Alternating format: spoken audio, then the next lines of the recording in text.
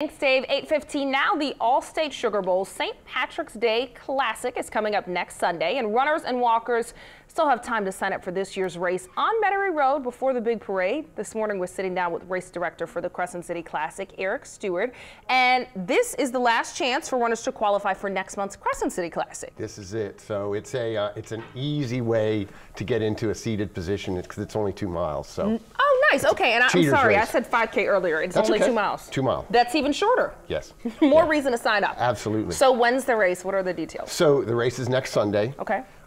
It's actually pretty cool because it's a road race kind of before a Mardi Gras parade. It's the Metairie St. Patrick's Day parade goes on Metairie Road.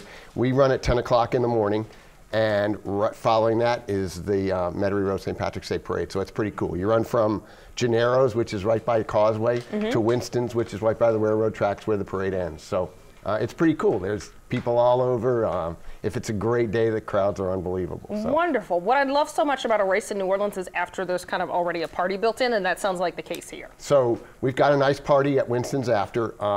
Usual Michelob Ultra, red beans and rice. Actually, it's white beans and green rice this year. Sounds amazing. It's a little interesting, a little twist on it. Gatorade, water, there's some other stuff out there. I think we're serving green tea too. So it's a prelude to Metairie St. Patrick's Day Parade. This is great. And then we mentioned the Crescent City Classic is not far away. 6 weeks out.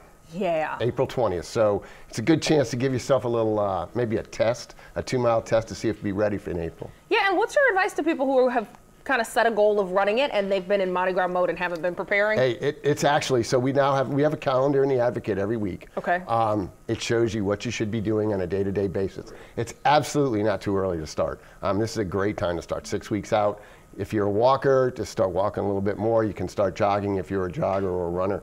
Get yourself into place for the 20th. What are some tips for people who are kind of nervous? Because this is something that a lot of people set New Year's resolutions to run a race. So the one thing about the Classic is everybody thinks it's this big elite runner's race, and it's really not.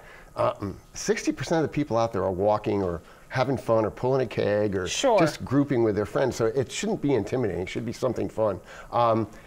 The one thing I would say is invest in a new pair or a good pair of shoes. That's the most important thing. It's really the only thing you need to run.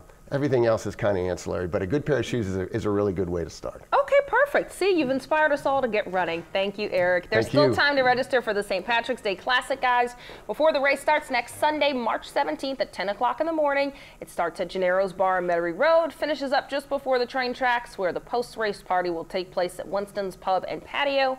For more information and to register, log on to WWLTV.com and click on links.